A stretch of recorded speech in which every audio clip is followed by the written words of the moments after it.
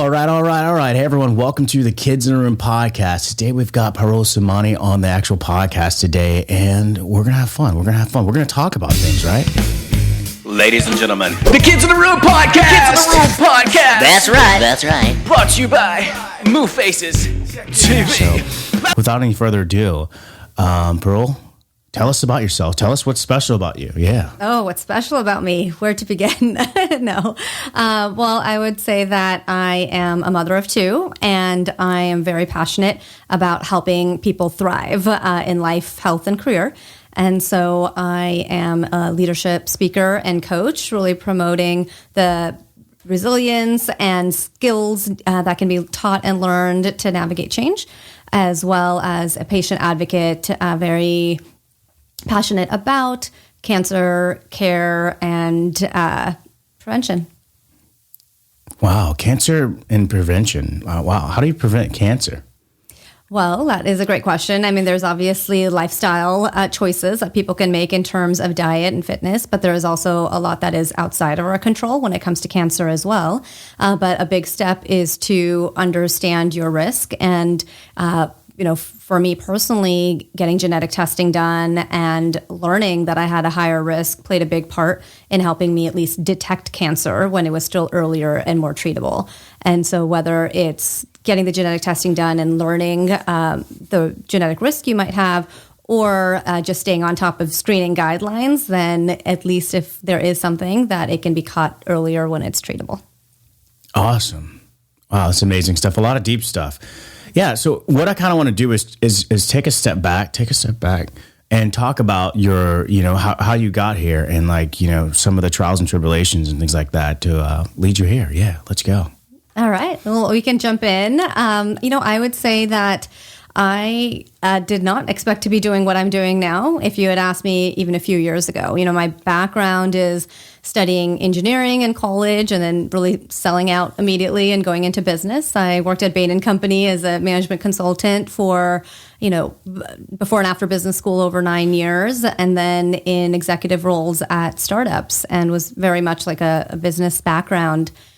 It was going through my own cancer diagnosis and treatment that really made me more passionate about healthcare and patient advocacy, as well as a realization of, or perhaps reminder of what's important in life and what it is that's the legacy that I want to leave in this world. And, I had a number of transitions along the way. One was working within the healthcare world. One was experiencing a layoff and job loss. And all of these experiences led me to who I am today, which is, running my own business called Silver Linings and public speaking on topics like life leadership and patient empowerment. Wow. That's a lot of stuff. Yeah. You've done a lot of stuff. So many places we could dive deeper into. Yeah, totally. Wow, I got to think where I need to start. So you mentioned some things that you were also in a startup and some executive roles earlier on, and you got into now doing patient advocacy. Is that the whole spill? Like what's going on with that? How did this happen exactly? I'm a little bit, take me back for a second. Yes. Okay. So the longer story. So I was, So 2 weeks after I had left my job in management consulting, I knew I had wanted to go into the startup world, but learned that I was pregnant and with my second daughter. And, didn't let it stop me. I still ended up joining a startup. And about 6 months into the job, my, water broke, my daughter arrived, she had complications, and we had to be ambulance transported to a neighboring hospital with a NICU. And at the same time, I had felt a lump. And I was particularly paranoid about it because of the knowledge of my genetic risk. And it was on her 1 week birthday, my newborn's 1 week birthday, that I learned I have stage 2 triple negative breast cancer, which is a highly aggressive form of breast cancer. And, it on one hand was very shocking to hear, as you can imagine, because I had been told that it's like the lump is likely nothing to worry about because I was young and pregnant and they thought it was a clogged milk duct. And yet, I knew my risk. And so I am obviously relieved that I advocated for it. And in the year that followed, I had 10 rounds of chemotherapy, 4 surgeries, and a lot of, you can say, character building experiences, reevaluation of my priorities in life. And, after treatment, I still went back to the startup that I was working at. I continued to be in business roles, but I also knew that I was seeking something that's more mission driven, something that I'm more passionate about in my life. And that appeared in 2 ways. One was outside of my professional realm. So I was treated at the Stanford Women's Cancer Center, and I started partnering with them on content and programming that could help other patients and survivors. So I was in a film on survivorship and mindset. I worked with Dr. Alia Crum in the psychology department on research relating to how can your mindset impact your physical recovery and healing. And I also spoke at the grand opening of the new Stanford Hospital about my patient experience as well as my caregiving experience there. And I also explored patient advocacy professionally. I ended up shifting from the startup that I was at to join a genomics company that was focused on increasing access to genetic testing for hereditary cancers. And that was really channeling my own personal experience because it's, obviously the knowledge of my risk that led me to detect my cancer at an earlier stage. And I began speaking at public, healthcare conferences and other events to share my story as well as the power of actionable genetic information. And it was the combination of those 2 experiences that I continue to do now in my work as founder of Silver Linings, which is really bringing that, from a healthcare standpoint, bringing that patient and caregiver voice into the healthcare business community. And so I just in the past year have, was invited to the White House to speak about my experiences for President Biden's Cancer Moonshot Initiative, and have worked with the American Cancer Society, the World Economic Forum's Global Precision Medicine Initiative, and other healthcare-related events to really represent that patient voice. Wow, that was a mouthful. Wow. So I would take it that you're not a Trumpster then, if that was is that the case? that is surely the case. Yes. Yeah. So, to take some other, to dig in there a little bit more. You mentioned a lot of things. And your startup now that you work in, it's into like genetics and stuff, right?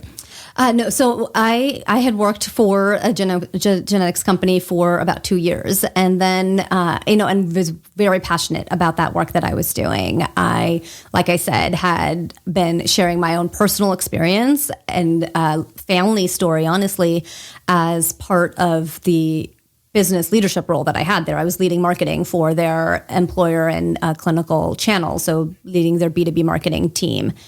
And then they ended up going through a strategic shift, a pivot, and I was unexpectedly laid off. And that was a tough time because I had put so much purpose and meaning into that role. So to lose that, while the rational side of me fully understood, and I've been on the other side of the table, understood that strategies change, business needs change, it left me in a place of great uncertainty and complete lack of clarity of where do I go from there professionally. And so, I ended up taking nearly an indefinite period of time. It ended up being about 9 months. I have, and thankful that I had the luxury to spend that time really introspecting and reflecting on what is it that I actually enjoyed about my past jobs? What is it about my future in terms of the legacy that I want to leave, but also the life that I want to live, and how can I channel that into a professional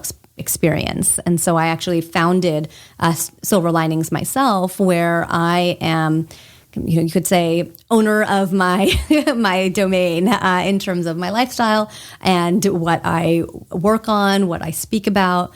And now there's 2 pillars to that. One is working with employers, largely in other organizations, on engaging their employees around leadership and, both within their role and career as well as at home.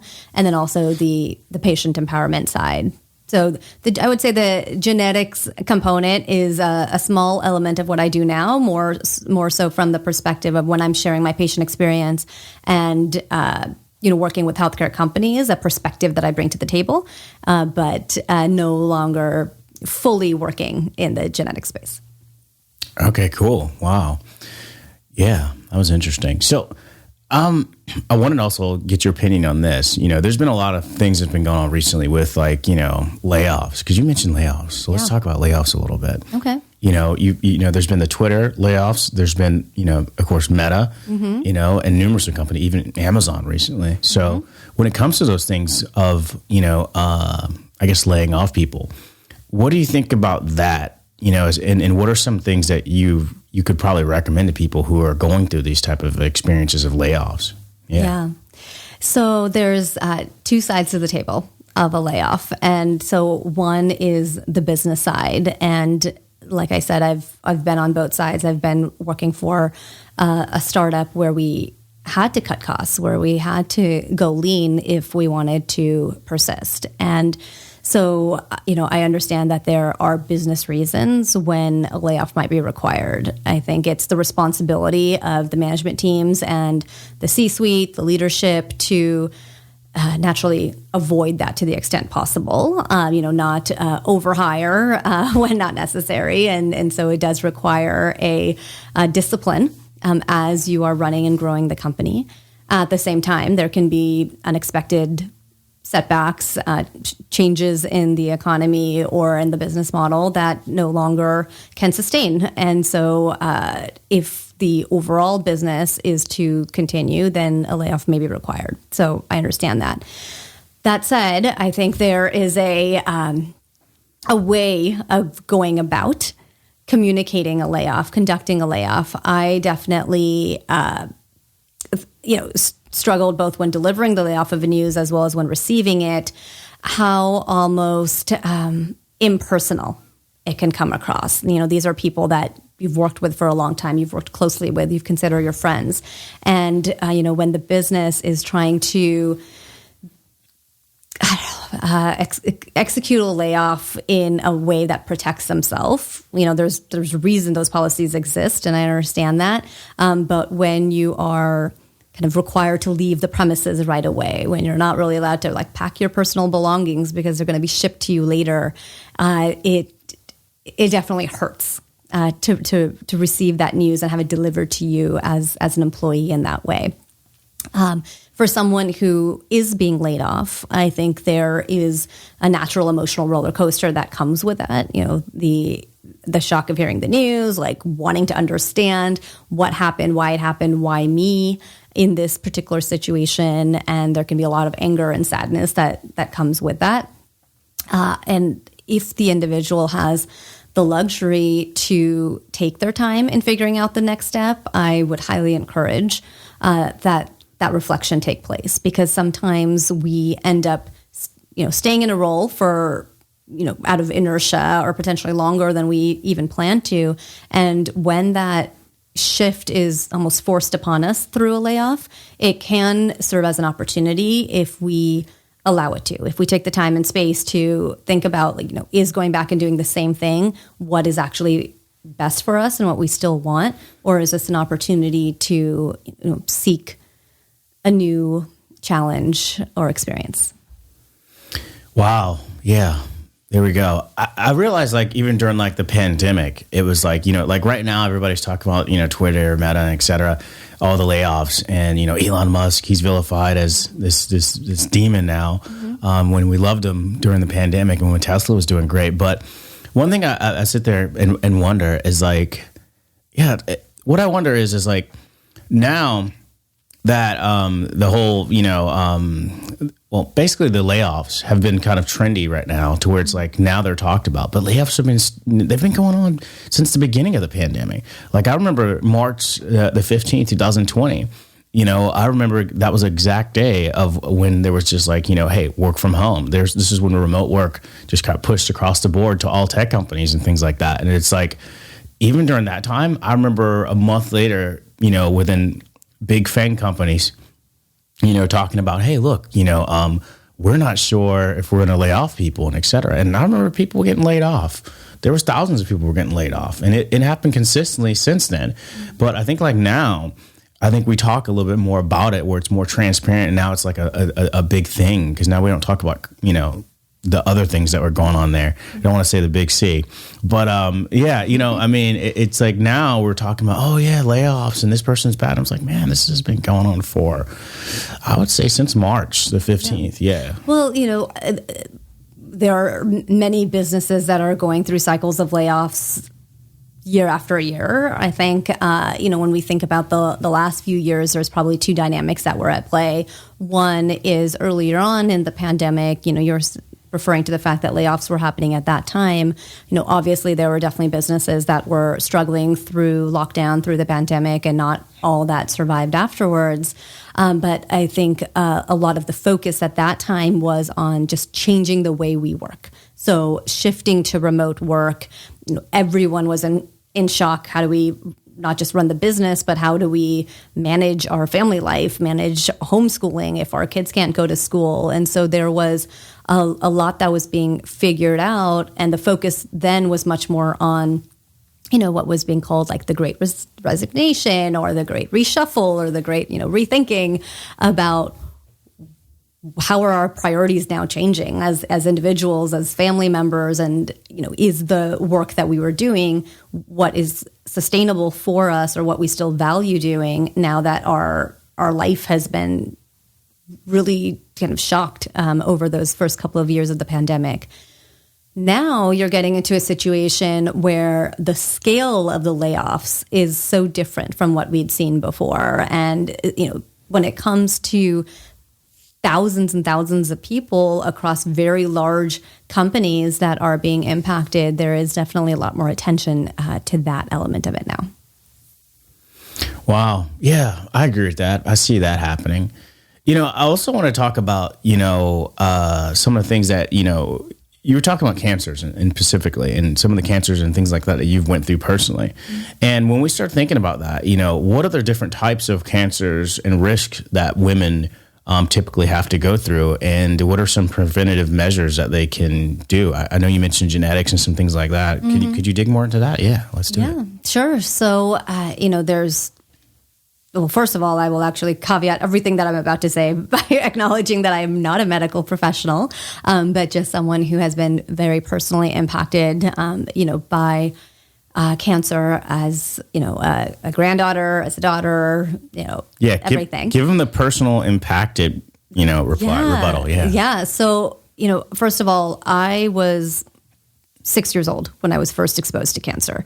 And by that, not as a patient, but just glimpses of my mom going through treatment. And those flashes of memory include it being, you know, the middle of the day, but we had the curtains closed in our apartment, our first floor apartment, because it was uncomfortable for my mom to wear a wig. It was itchy. And she didn't want to have to wear a wig because she was going through chemotherapy. And yet she didn't want anyone to know. And she didn't want neighbors to walk by our windows and see her bald. And so as a 6-year-old, my memory of cancer was just my mom not wearing a wig and us having to have the lights on and the curtains closed in the middle of the day.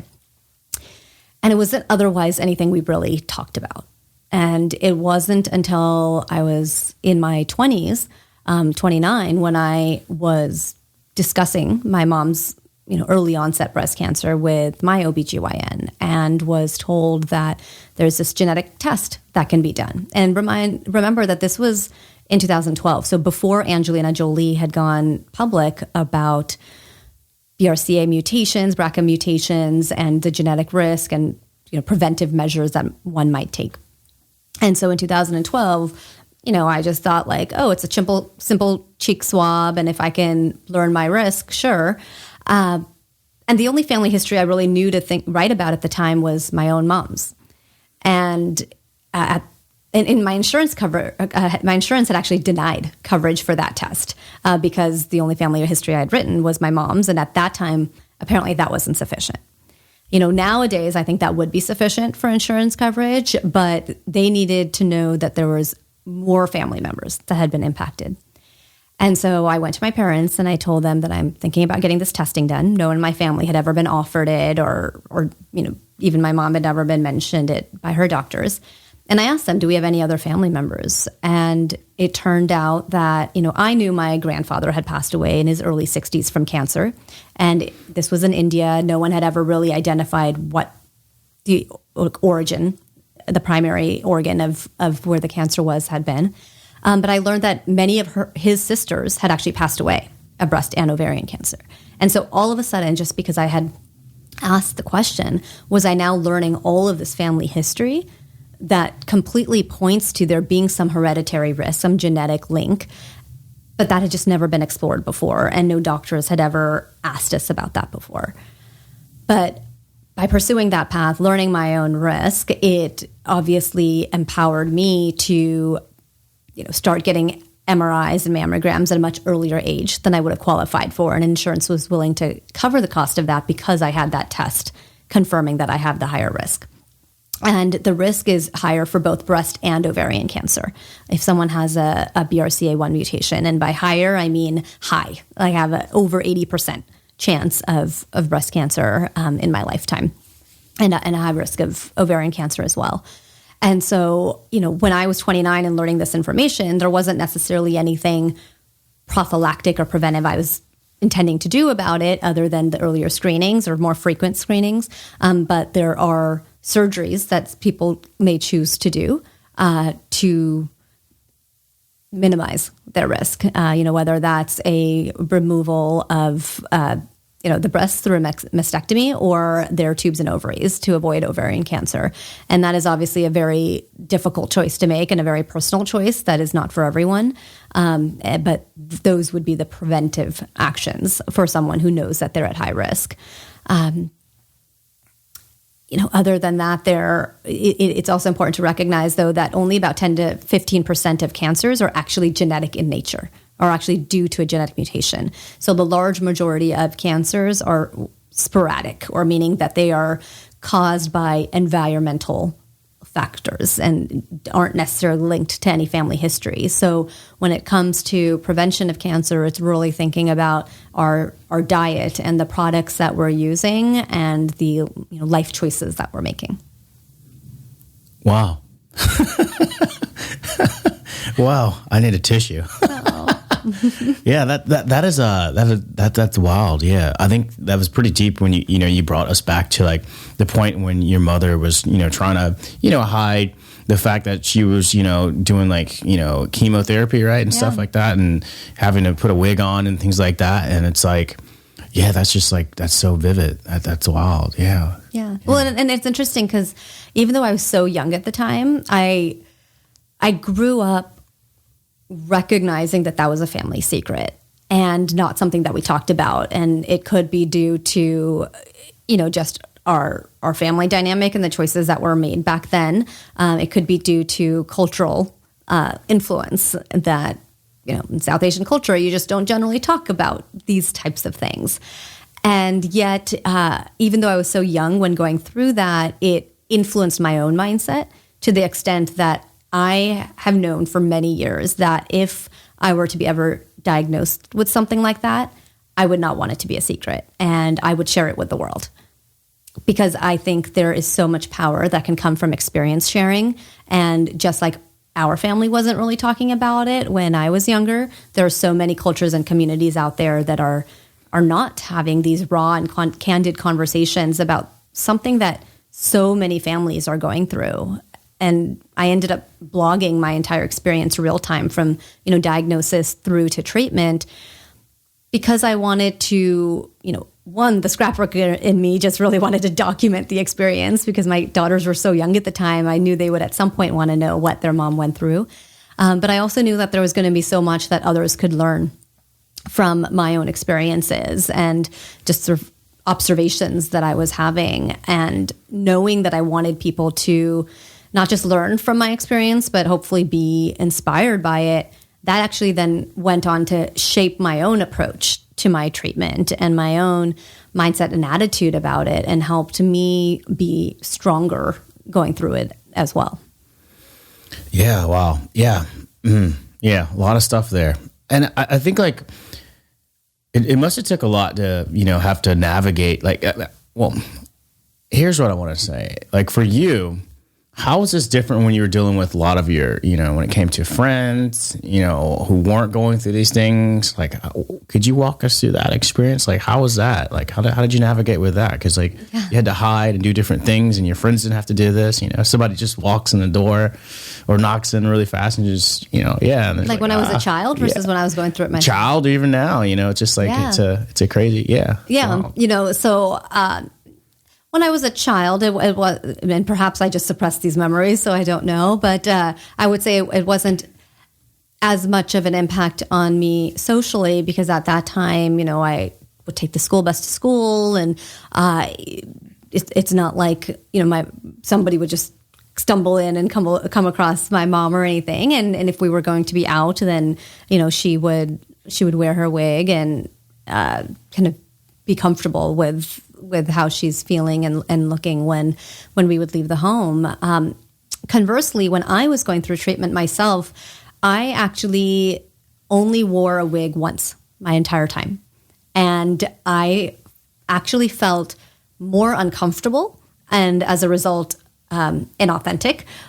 When going out wearing that wig, I suddenly became more self-conscious about the fact that I was wearing it. And obviously there's many women going through chemo that are choosing to wear a wig, and it's the right decision for them. But I actually went like fully bald to parties and to outings.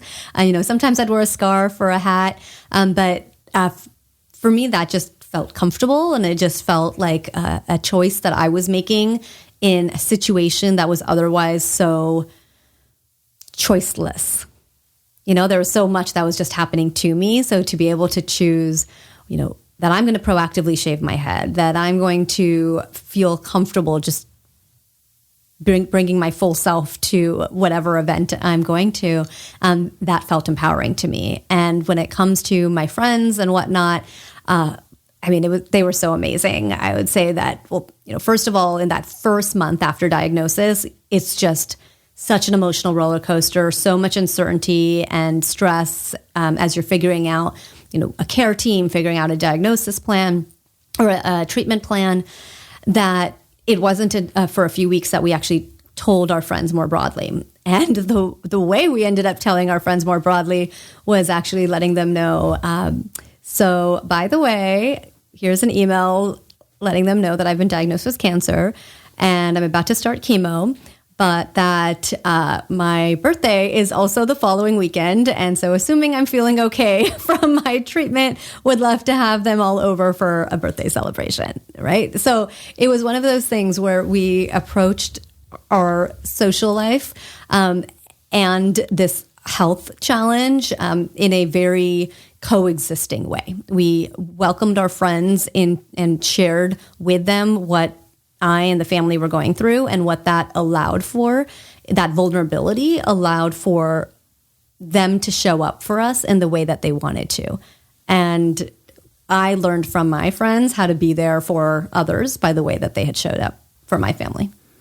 Yeah, that's wild. And that's a lot right there. But, I'm just surprised that, during that time, especially when you were like a kid and, you went to visit relatives or people came over, and you guys were little and you guys were jumping around, that nobody just like, no disrespect, like mistakenly bumped your mom's wig off and she just like, No, it didn't. And, honestly, there could be people just, you're passing by on the street that you might be coming across at the grocery store or anywhere, even now, that might be going through treatment, might be wearing a wig, and you just might not know.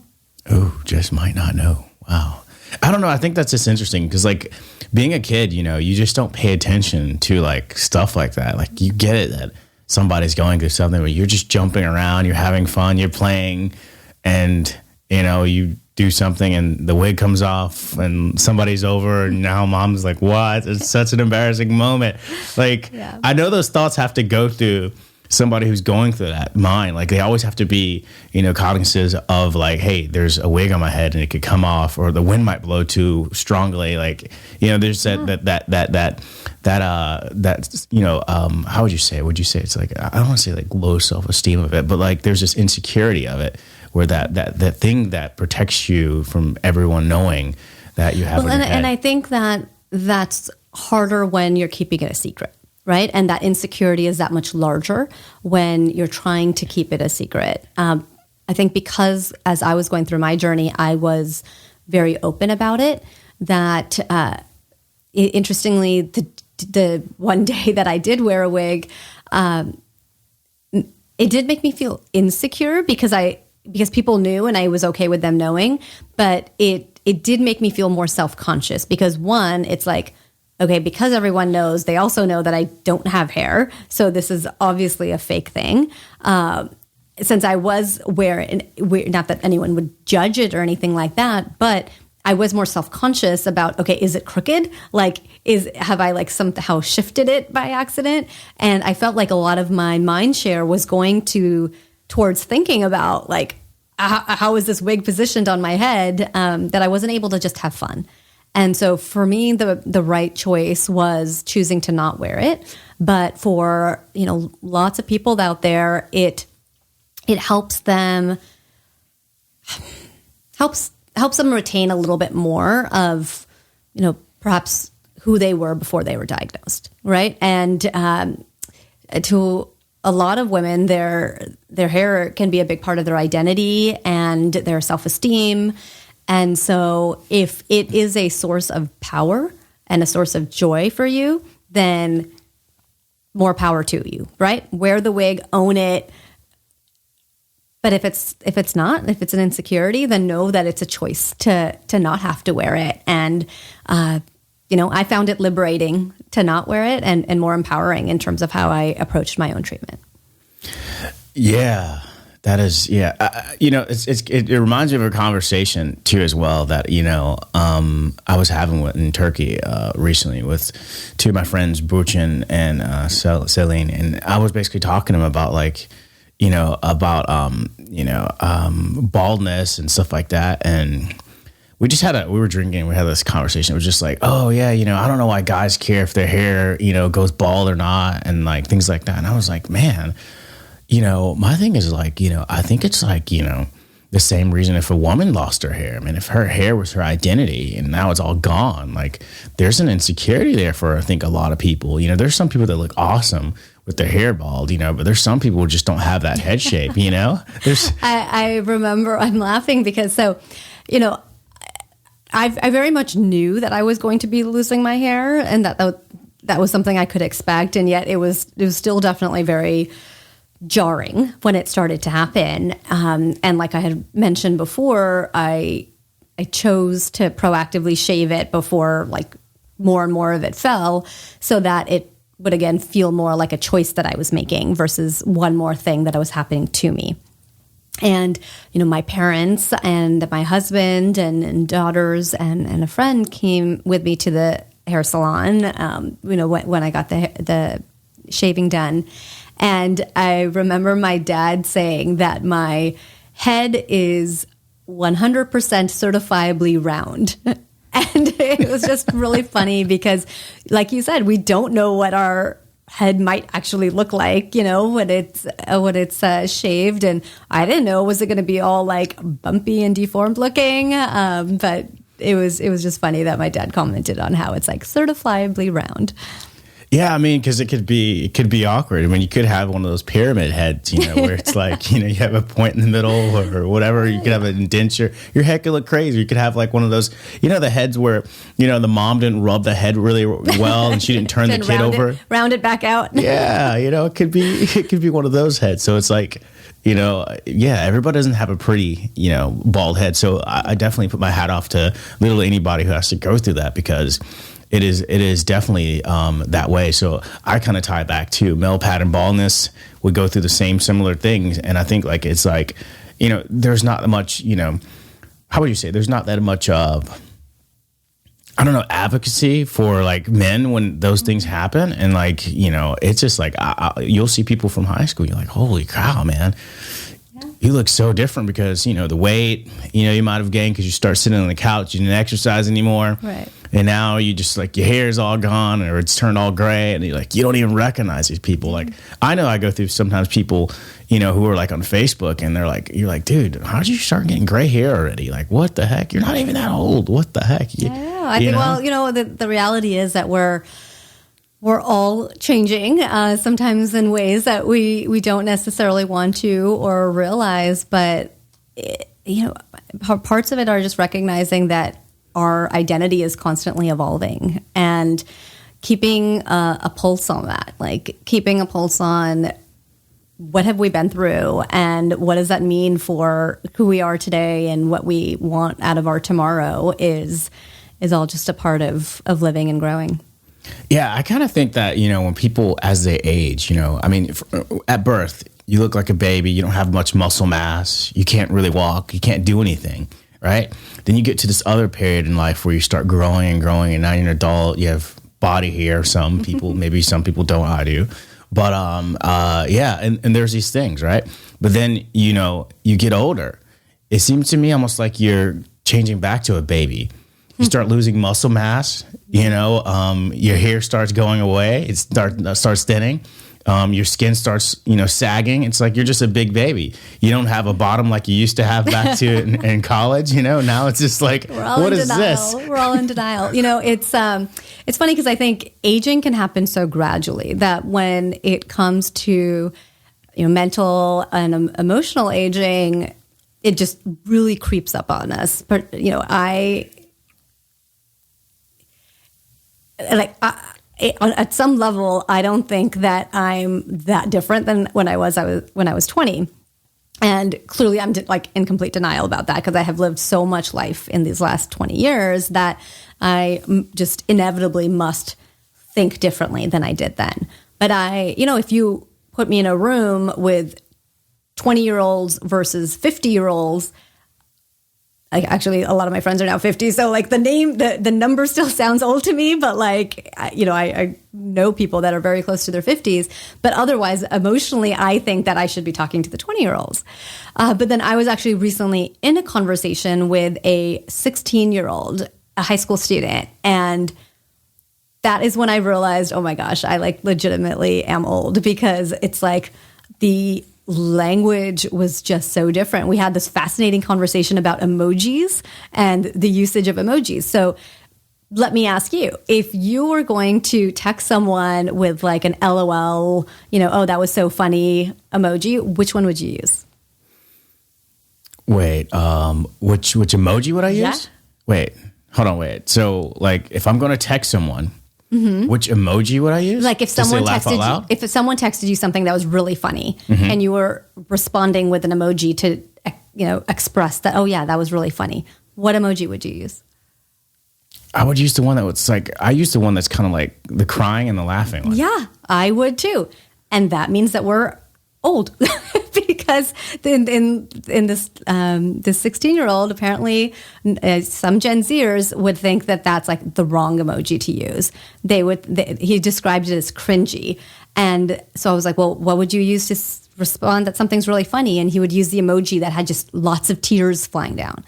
And I was so confused. I'm like, but that's the crying, sad emoji. Like, what do you use then if something's sad? And then he was like, oh, then you use like the kind of small face with the one tear. I'm like, that doesn't make sense. Those are fewer tears to express that something. It's like it was just baffling because I was like, oh my gosh, we would just be using emojis in this like totally different way with a totally different, you know, meaning to it. And that's when I realized, nope, I'm in denial. I'm definitely aging. I am no longer in touch with like the cool way of communicating, apparently. But you know, maybe that's why it's important to communicate with like younger generations and older generations because there's always something to be learned. I think that's interesting. I think the thing is like maybe it has to do with like cultural, you know, upbringing and like where you are within the world, you know, and like what those things may be. Because I think like, and what you like, for me, I never thought of it as a conscious thing to be like, all right, so I'm going to use this one because this means, I think about the motion that I'm doing at that point and what does that indicate, not really what's trendy or what it is. So like one tear to me typically might be just like, oh, I feel bad, and then like two tears is just like, it could be like a mimic of like oh, I'm so sad, I'm so crying. It depends on how your personality trait echoes through things. Yeah. So one thing that I do find as well is that text messages is a really awkward thing, because you can't really communicate certain jokes or certain personality traits through text message. People can get the wrong idea from text messaging, and they can think that you mean something else that you don't even mean. Absolutely. I mean, that was exactly what I learned from this conversation with this 16-year-old, that if we had been in a text exchange, what I would be communicating as something being funny, he would think I was communicating something as being sad, or vice versa. And there is so much that can get lost over text message. There's no tone, the tone or the intention that someone might be communicating via text can get so lost. And I think in a world where we have young populations on social media in very, influenceable stages of their life, like to have jokes being made where the fact that it's a joke is not actually clear, right? And it's actually coming across as hurtful. I think that's a huge problem. Yeah. I mean, people can totally in a day and age where people are blocking people and things like that. I've seen it, happen numerous of times, even with just like local friends, they'll just interpret a text message in a different way, more than what it was ever meant to be, or just even a joke. I mean, if you can do that verbally with your own, vocal, conversation, it's just like, imagine what text messaging can do, or even just a small comment on something that may have not been anything, but they take it like, what do you mean?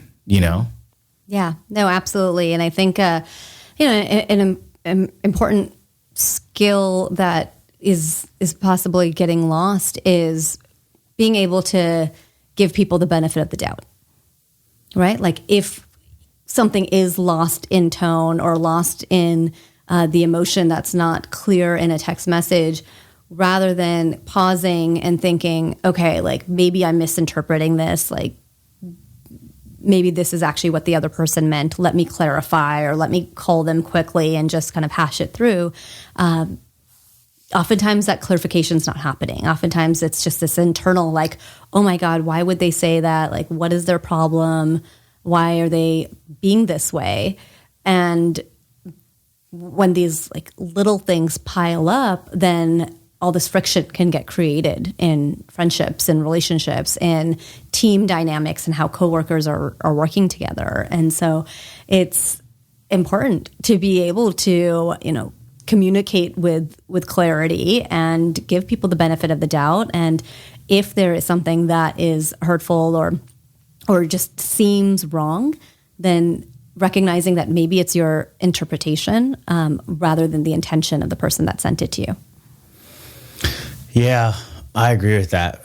People really just don't do that. People don't have patience anymore to really dig in. People want to vilify each other, and it's almost like just communication and being open about opinions now is just so cringy. And like people are very emotional now, so it's like any little thing that you say, it's just like, oh, what did you say? Mm-hmm. And they take it like you're almost trying to publicly embarrass them if you say the wrong word, and you might not even be able to be even saying that, but somebody else can interpret it another way. So it's like, it's different. It's different. It's definitely different. But yeah, I don't know. It's definitely different. Yeah. So yeah, I kind of want to also talk about, some of the things that we talked offline about, which was, your process. You mentioned public speaking. You mentioned writing a book. Can you tell me? Let's talk about it. Let's go. Yeah, absolutely.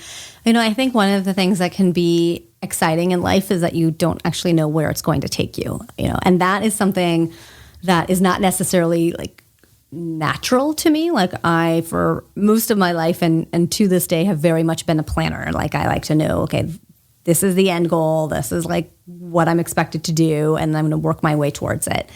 And in these past few years, ever since I launched Silver Linings in 2019, I launched it with this openness to where it might take me. I knew that the my why and the mission was to really help people thrive, but how I do that and in what form that takes, I was open to it evolving. When I launched Silver Linings, it was inspired by this remembrance that I love public speaking. I was a dancer growing up, and even through adulthood. And there's something about moving people, whether it's through your motions and movement as a dancer or through your words as a speaker, just knowing that you've reached them and changed them, and that they're going to view the world differently based on what you've shared with them is really meaningful and powerful to me. And as a public speaker is how I started my work then. And like I said, it's either through patient advocacy or running workshops for employers around how to navigate change and navigate uncertainty. There have been many organizations that I've worked with over these years, thousands of patients, parents, and professionals that I've advised through this work. And through that process, I've learned a lot from them as well, and evolved in my own thinking in terms of what it is that I want to share with the world.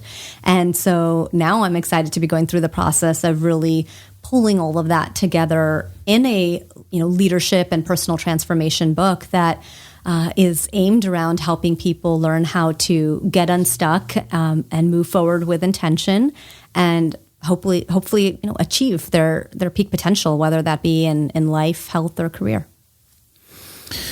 Yeah, wow. That sounds amazing. What's the process of writing a book? You're in this process, it's not completely finished yet, right? What's the process? Can you tell everyone what's the process of writing a book? How do you do it? Where do you start? Yeah. Yes. Well, just like with, any dance piece or art piece, it happens well before you actually get on stage or pick up the paintbrush. There is a lot of thinking that goes into writing a book before any actual writing begins. And part of that is thinking through, what is it that you want to share with the world, and why are you that person to tell that story? And have you tested it out in the world, with people, to have reason to believe that it resonates with them.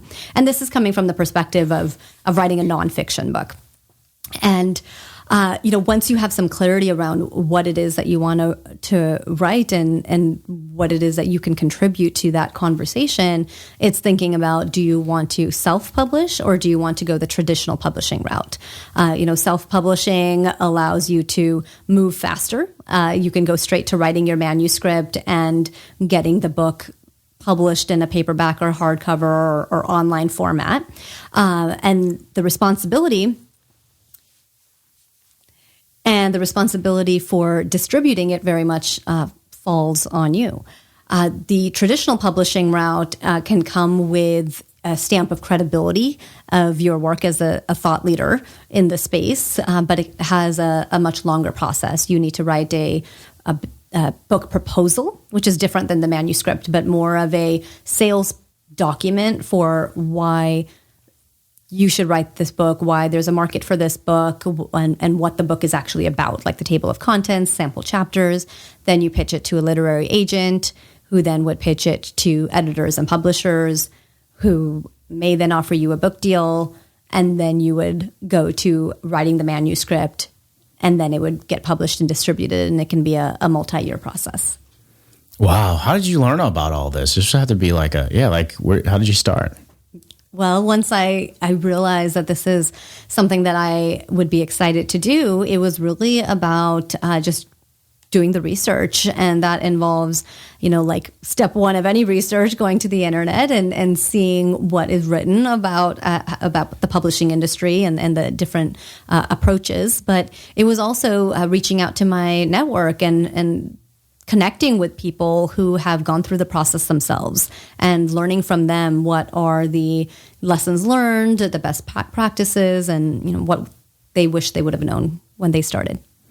Yeah, I always say that, when you're going to be a person who writes a book, if it's about, making money or how to, do some amazing things like building companies, I typically like to say like, hey, it's always good if you've done those things, right? Because usually when you're this voice and you just talk about doing these things that you've never done, you create these books and you push them out and it's like, but this person never freaking did any of these things. So it's like, why would I listen to you? Like, I think one of my biggest things, I'm always a big why person. It always starts with a why. It's like, hey, why would I listen to you? So I think when you're going out there to do things like write a book or speak about something, it's like, why? Give people some type of like leverage of why instead of just like, oh yeah, I have this thing. Like people say, oh, I'm starting a podcast. I'm like, but why? Like, why would someone listen to you? What do you have in your background that makes you an amazing storyteller? Like typically like that's kind of how I'm thinking, like, how does it make sense? Because I'm looking for a story. I'm looking for a pattern of how you've got from A to B to C to D, right? Yeah. And people sometimes I see, they just start off with A and they just say, oh, I'm just going to be D tomorrow. And it's like, well, you don't have any credentials. Like, how did you get here? Like, tell me why you're talking about this topic, this subject. Yeah. So, I completely agree. I think people need to be able to have that clarity around why they should be the one talking about something or writing about something. And oftentimes the authors in this space might be researchers. They might be, therapists who have done the studies and are reporting the research that they've learned. I am coming at it from the voice of someone who has lived it, who has recognized that both in my personal life and health, in my career, has lived the unexpected. And the reality that life is full of these inevitable changes and setbacks, and have yet also extracted from them the insights and learnings that whether being faced with a cancer diagnosis or being faced with a layoff, the emotional roller coaster that I went through was the same, even though it was a very different circumstance. And it was the mindset and the approaches that I used to navigate those that were similar in terms of not just like surviving those changes, but actually thriving from them and recognizing that we all are going to be living a series of inevitable changes and setbacks over the course of our life, because that's just part of what living is. That if we can equip ourselves with those mindsets, if we can learn those teachable skills, then we'll all be better off at navigating them and, doing the best with not just the life that we're dealt, but creating that life for ourselves. Yeah, I agree with you. Yeah. Wow. I would say also there's some things I wanted to also mention too as well. And it's like when you start talking about, because previously we were talking also about like, get back on the whole genetic testing thing too as well, is when you're doing like genetic testing and you're testing for these variants or these types of like things like cancers, mutations like cancer, et cetera. I'm looking at in the future, I'm like, hey, I wonder how long is it to be where there's a point where this doesn't even exist because we've figured out how to genetically hack, killing cancers and things like that. I feel like maybe within the next 20 years, we should be able to figure out a lot of this. I don't think it will be around the way it is right now. I just don't believe it. I think there's a lot of things that we can do now, but it's not necessarily done completely because of restrictions and things like that or whatever it may be. But I think there's a lot of things that we could do to stop things like cancer, HIV. I mean, as you see, like even HIV has matured and they've gotten all kinds of, amazing and wild things now that they can do to postpone it, or people can take medications like PrEP and all kinds of stuff like that can prevent them from spreading these diseases. I mean, well, whatever you want to call it, around, and it's like for cancer, there should be something like that. Yeah, I think with cancer, it's important to remember that cancer is just not one specific disease, right? There's so many different types, and the research that is needed to study them is so different. The treatments that are used, the screening that's available for each one of them is so different that it is a, very immense challenge to eliminate cancer entirely. Yet that is the goal. It's just going to take some time to get there. With President Biden's Cancer Moonshot Initiative, the goal that he's outlined is to he doesn't necessarily believe that cancer can be eliminated at this time, but it is to reduce the death rate of cancer by 50% by 2050, I believe it is. And that involves a number of factors. It is investing in therapeutics and treatments that can improve the survival of people who are diagnosed with cancer, as well as increasing the screening and compliance to those screenings to make sure that if people are diagnosed with cancer, it's at least detected when it's at an earlier stage and more treatable, as well as, of course, improving the experience of all of those patients and survivors and their caregivers who are going through this journey. So there are a lot of very talented and very passionate people across the healthcare ecosystem that are working on this very specific challenge because pretty much everyone in some way or the other has been touched by cancer, but it is a big and longer term project to truly cure it. Yeah, I'm optimistic. I think we can get rid of it by the year 2050. I think we can get rid of it. I think the thing is really it's just like, tackling situations and doing things that don't scale and thinking differently. Not to judge anyone else out there who's working hard, but you've seen a lot of different types of disciplines. And I'm not trying to say that this discipline is kind of the same exactly, but you see how guys like Elon Musk, went into the whole space exploration, the whole, electronic vehicles and cars and, the whole automation system. And these things could have been done previously.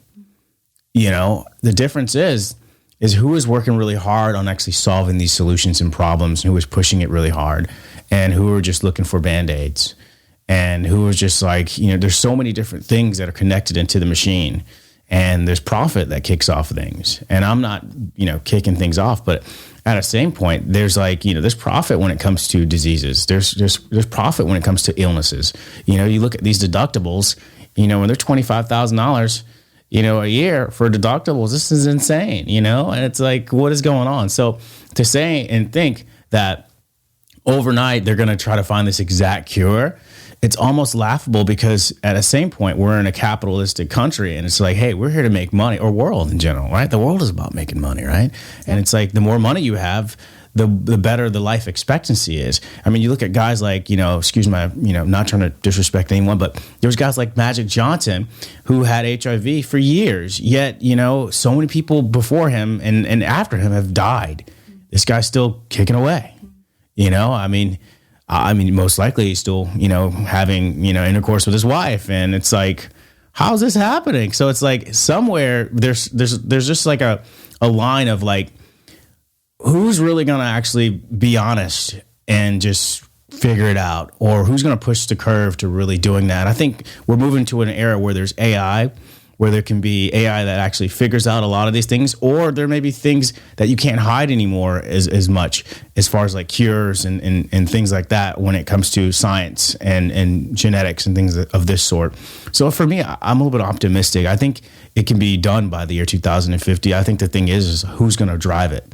Who's going to drive it? Yeah, no, it's a great question. We saw through the pandemic that when everyone is aligned, you can move quickly, right? The urgency and alignment that was behind developing a vaccination for COVID led to this record-breaking timeline of development and approval and distribution.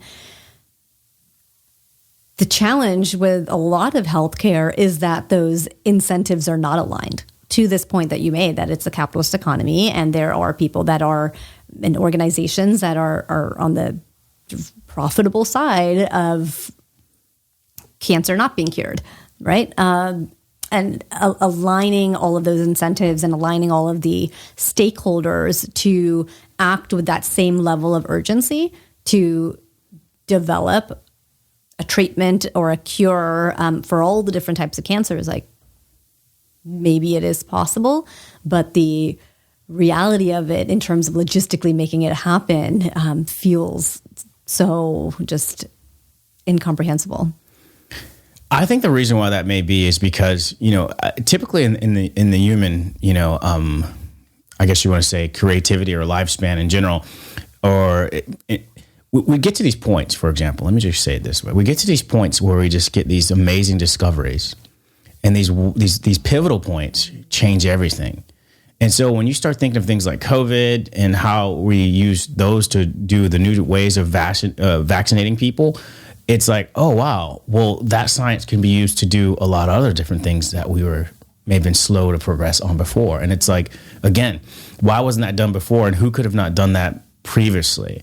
And it's like, again, like you said, everyone was on the same page for a goal. When it was time for everybody to pass out and die, now everybody wants to really run for a cure and figure things out. Mm-hmm. But I think that's my point. When people don't care enough, sometimes it just like goes through the hole. So if it's not my mom or it's not my relative and it's not the whole world's relative, if it's time for everybody to possibly go, then you're going to see a lot of cures show up out of nowhere. And that's just really where it's at. It's just like at some point, I feel it's like how the world works within profit. I mean, it's like, people make money off of, funerals. People make money off of, everything's a business if you look at it. If you really go look at it, people are making money even when you pass, that you see a lot of these, rappers, they'll get into these situations where they just randomly get assassinated or killed or whatever it may be. And then all of a sudden, there's life insurances for the record labels who are getting paid each time these people pass, and it's like, somebody doesn't really, people know the likelihood of such and such getting, assassinated or murdered, whatever you want to call it. People know these things. And it's like, when is the point to where people actually start waking up and thinking collectively as one? And I think like the more we move into it, things like AI, a lot of these things will be a little bit more apparent because you won't be able to hide the technologies like they used to be. Just like even like genetic kits where you can go online, you can go get genetic kits and you can sit in your backyard and make some hybrids all day. Yeah. It's not legal in a lot of places, but you can do it, if you just really want to be really crazy and wild. But yeah. I don't know. I want to touch on something else right here. Lastly, is like, you've been through these experiences with cancer and losing people in your family with these things, and it's like, what's your perspective on like death? Do you believe in like reincarnation? Like, what do you believe? What does Parul believe? What do you believe? What do you think? Yeah, it's a good question. So, I was raised to learn about reincarnation, and the fact that this is one of many lifetimes that we might live, and part of the reason to live a good life and a decent life and a giving life now is for that karma and for that better luck and goodwill to us in our next life. I do believe in this like bigger energy that's out there. I do, it's like this mixture, because on one hand, I want to believe that when like our loved ones pass, that they're still like out there looking down at us and, still sort of wishing well and protecting us from afar. And yet at the same time, if I believe that they've actually like returned to Earth in a new life, in a new way, then in some way that's conflicting. But I, when I think about death, I recognize it as being inevitable, and yet I want it to just feel that when the time comes, I'm ready for it from the perspective that I lived a good life. And it's did you ever see the movie Coco? Coco. That was like, what is that, like the Disney one? Yeah. It was really impactful for me. It's based on the whole like Day of the Dead holiday. Right. And one of the, sort of themes or messages around it, at least the way I interpreted and took away from it, is that the reason we live a good life or where we want to, or we ask others to leave a good life, is so that we're remembered afterwards. Because it's the way it's depicted in the movie is that the people who are not remembered, that's truly when your soul dies after your death.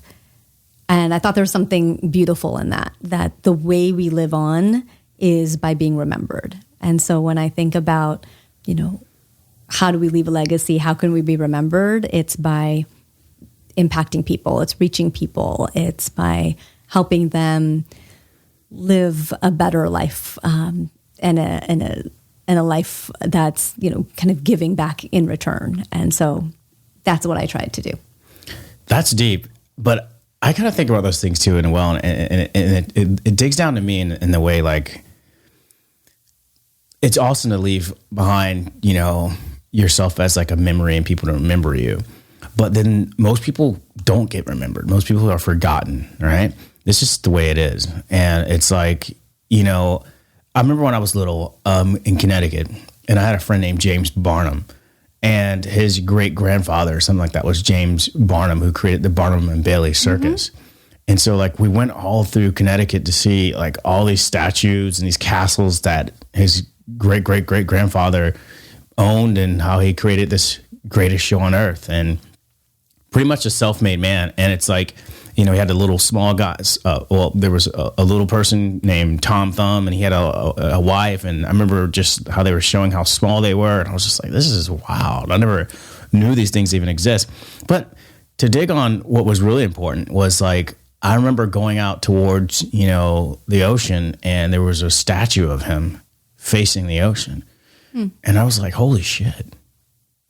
Excuse me. This guy passed away 100 years ago, and there's still a statue of him. And there's things around here that are all in his name. There's streets saying Barnum. It's wild. It's bananas. And I'm like, this guy's like the true legacy of, like, he's still here. Like, he's gone, but he's still here. You haven't forgot about this guy. But I don't know. I just thought that was amazing. But when it comes to, life and the energy and, and reasons of people being reincarnated, I think it's just, I believe in reincarnation, obviously, for myself, because personally, I mean, like, there's things like, you see child prodigies, they'll be like 1 or 2 and they already know how to play a piano like they were doing their entire life. How did this happen? Mm-hmm. You see people, I could even say, even for myself, when I was younger, I was already thinking. I remember when I was just like a baby, like a kid, I was like 6 months to even to a year, I was thinking and stuff like that. And I remember I was bored. And I remember the first time I walked, and I remember just all the time just thinking, like, hey, what was I doing before I was here? What was I doing before? I forgot something, but I don't know what it is. You know how you forgot something? Like, you're looking for something, but you forgot it, and you were doing something else, but you don't remember what it was. Mm-hmm. So for the longest time, for when I was a kid, up to about 8 years old, my father passed, I was just walking around like, oh man, like, how did I get here? What was I doing before? How am I here?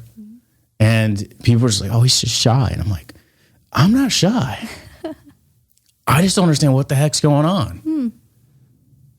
I'm a little bit confused about everything. Who is everybody? How did these people get here? Where was I before? I feel like I was doing something before. And, frankly, I was thinking, like, I was already aware of things before people had to tell me those things. I was already aware of things. And I used to have even, like, dreams, reoccurring dreams of me being another person all the time when I was a kid, And so it was like, I don't know. It's interesting. And just like, I have, my father's family, a couple of them play, like, instruments. But, like, when I was little, I just picked up guitar and, drums and stuff like that. And I just started playing them. And my mom would just look and, like, well, maybe because his father knows how to play them, he'd just pick it up. And I'm like, but he was passed. So I never was taught by him, but you never know, maybe. Yeah. Well, how we also refer to certain children as having old souls, right? Like my younger daughter, we say that about her all the time. I was called that. Yeah. I mean, old people. What you're describing. Exactly. That, you just see it in these kids that they just seem a little bit more either wiser or introspective or insightful than you would expect of their age. And I don't know. Maybe it's an example of the many lives that they have already lived, coming into this one. And there's just nuggets of those lives and the lessons that they learned and everything that they're carrying into this lifetime as well. Yeah, I believe that life is an experience. It's not about a journey. It's not about a destination. It's an experience, and it's an experience that's collectively, it touches everyone simultaneously. And I believe also that people do come back, but I believe that time on the other side is not relevant.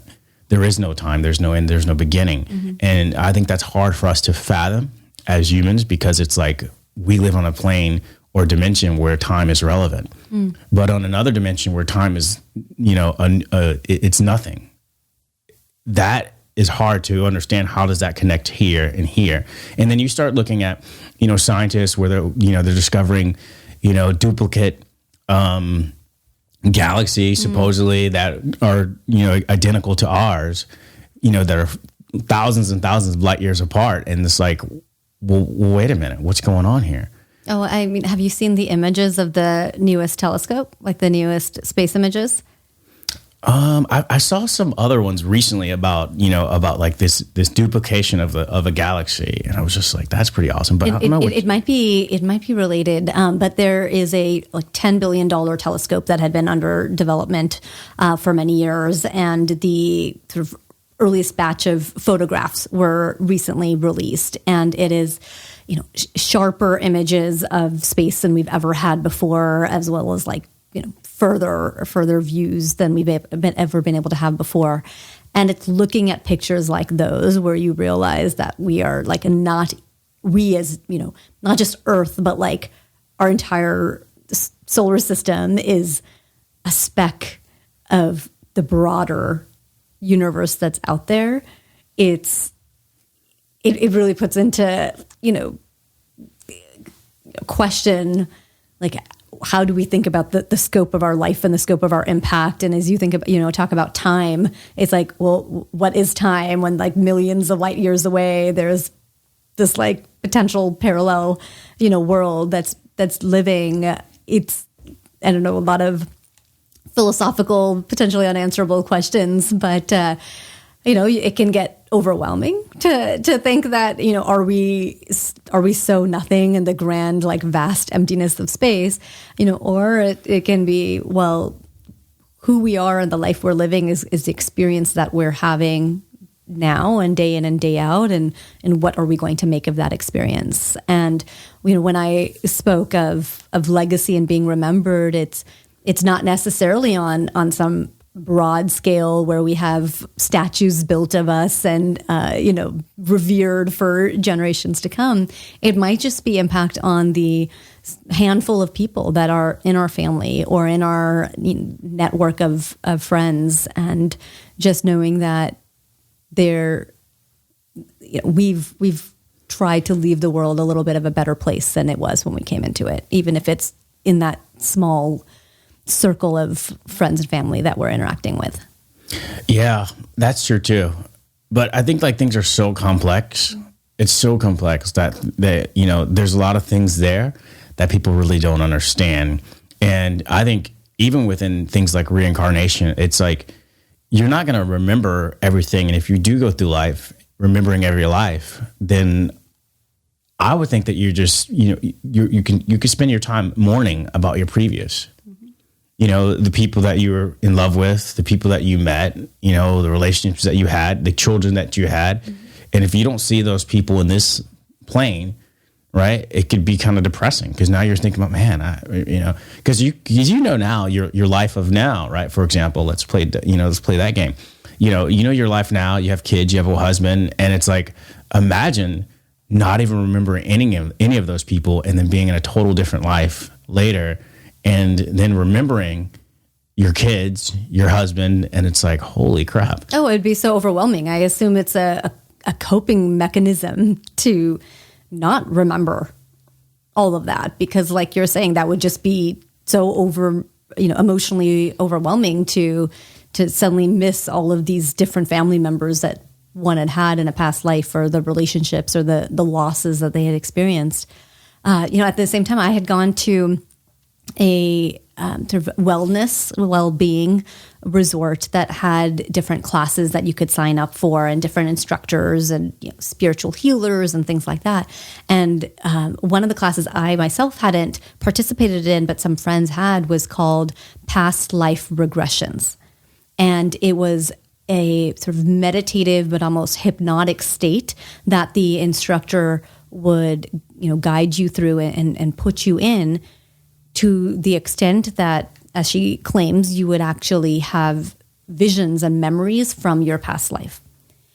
And the people that had participated in this had such differing responses and reactions, to what we were talking about. I think for some people it was very difficult, emotionally challenging to go through that, because maybe it was reminding them of something, or they were seeing something. They don't necessarily remember going through it, but they were seeing something that now suddenly brought a layer of grief or sadness to it that they will now remember, even though it's almost like this out-of-body experience, right? Observing it from an outsider's perspective. And yet there were others who saw experiences or situations in their hypnotic state that they felt actually helped them better understand who they are today.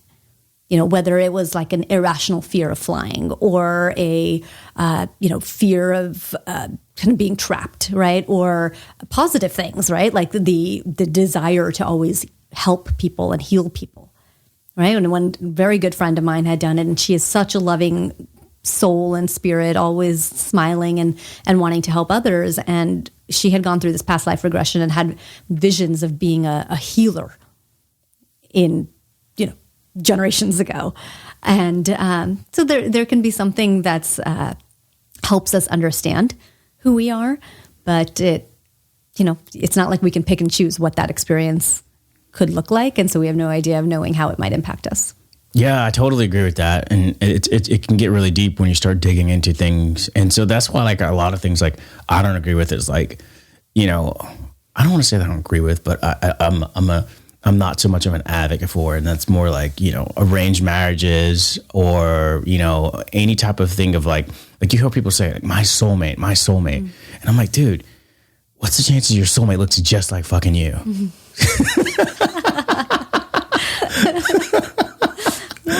What's the chances of that? I don't believe that's going to happen. Like, come on. Like, seriously? Like, is it that calculated? I don't think it is. I mean, that's just like, I don't know. Could it be? Yeah. But like the likelihood, like you will hear stories about people who have supposedly reincarnated into, like, it was maybe a sister, and she had a child, her brother died. And then the son starts talking about, hey, I died like this, and I hit a tree, and this guy did it. And then they find out there was a guy who really did it, and they find out, and he knows like the clues of how it happened, and he explains it to the officer, and now they can arrest him. Even though it was another kid in the Middle East who had basically been, I think it was in Syria, if I'm correct.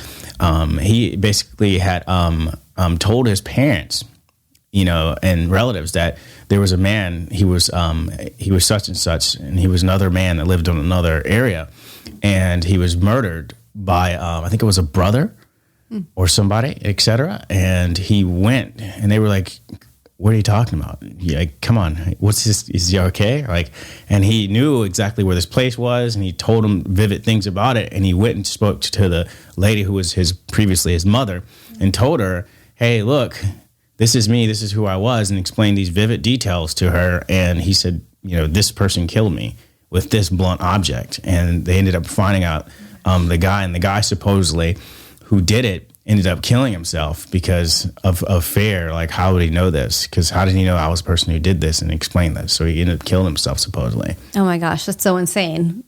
It also seems like the storyline of certain Bollywood movies, but it's crazy to think that that's happening around the world as well. Yeah, it definitely can easily happen. But I don't know. I think like there's so many things going on, and then you start talking about things like ancient history. You start talking about Göbekli Tepe, which I've been to as well. And you start talking about, you know, Göbekli Tepe is roughly like 10 to 12,000 years old civilization that was highly sophisticated, you know, and we've been taught that, you know, hey, look, as far as we go is roughly around 4 to 6,000 years. And that's pretty much it. There wasn't any more, I guess, amazing technology past that point. But you got places like Göbekli Tepe in Turkey that have, you know, went way past that. And it's like, hey, these large stones and these drawings in these cities were done, even underground cities, you know, in Turkey as well, that you could go underneath the ground, and there's people living hundreds of feet in the ground and can put 25 to 50,000 people roughly under the ground. And it's like, who the hell built all these things, and who needed to be under the ground at that time, you know?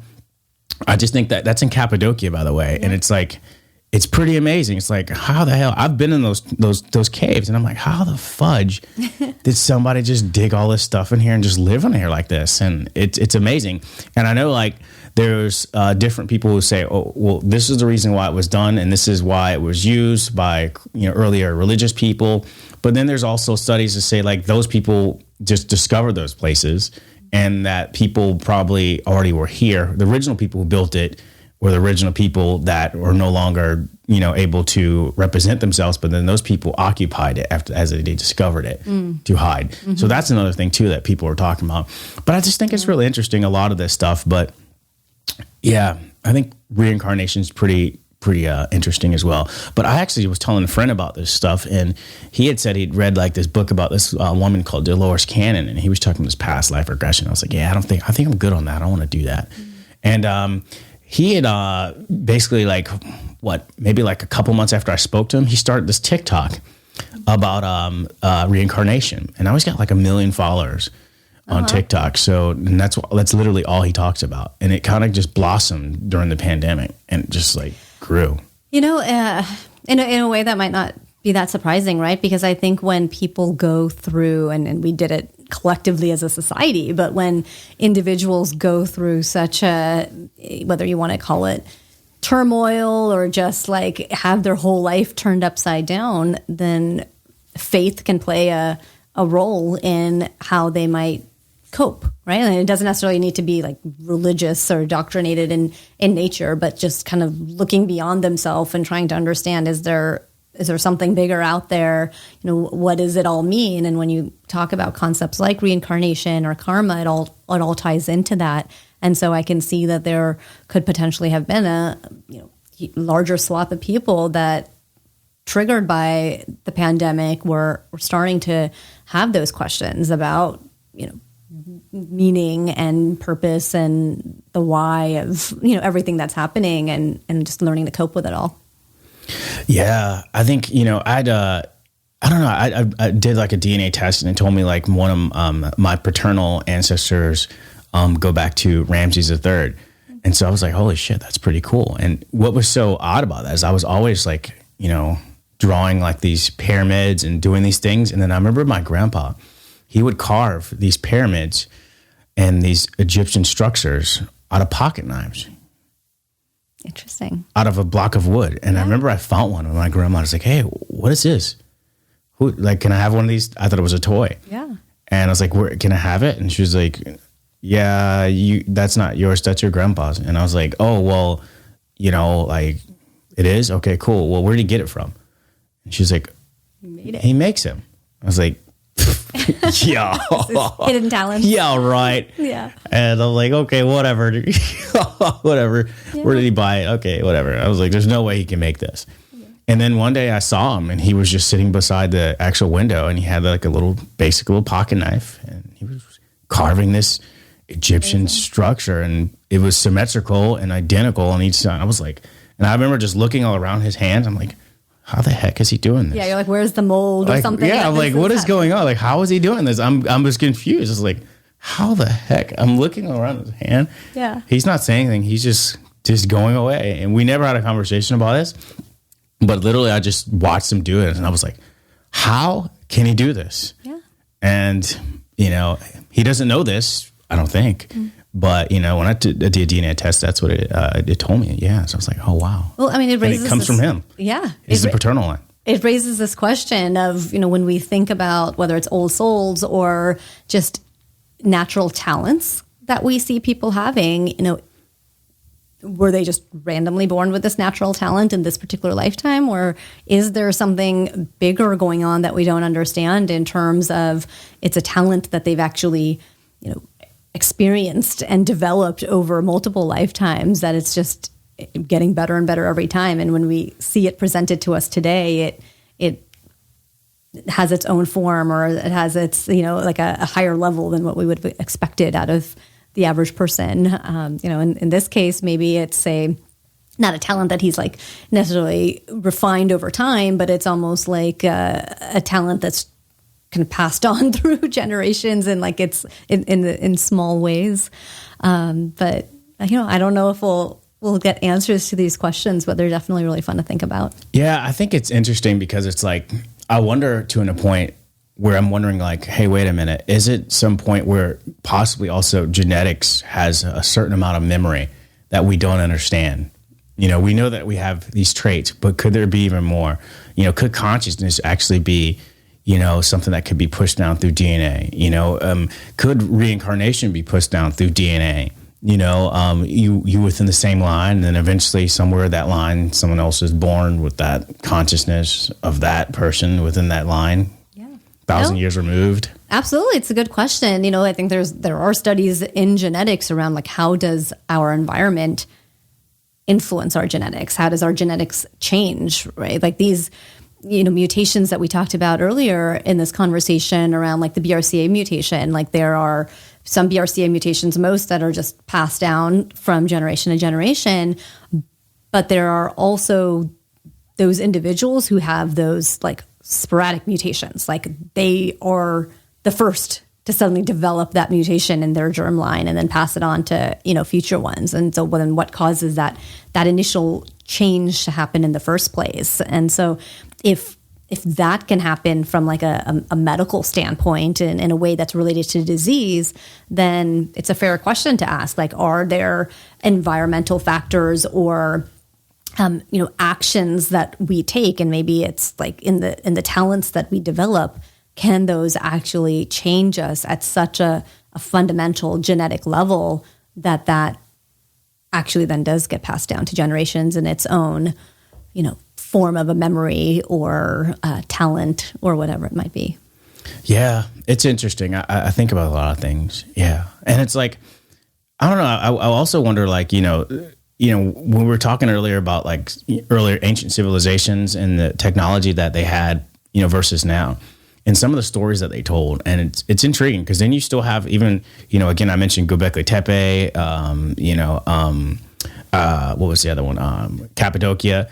But then you also talk about like things like the Vermanas, and it's like, I don't know if you're familiar with them, but the Vermanas, I might be pronouncing it wrong. Did I say Vermanas? They're like in India. There's like these I guess you want to call them, like, they almost look like kind of UFO like, but they supposedly were a big war a long time ago, and they have them like drawn and stuff like that, and like even like the layout of how the structures were built. And they say that they had these wars, and they had this like similar kind of like nuclear bombs, and they talk about this. You ever heard of this? I don't think so. Whoa! Oh gosh, I feel so ignorant now. Yeah. So it's like, they're definitely, there's definitely like Vermont. I'm surprised you haven't seen them. I definitely have looked them up. Yeah, like, I've never heard about the Vermonts. That's so cool. Yeah, and I want to make sure I'm pronouncing it right because I always. All right, let me show you this. Yeah.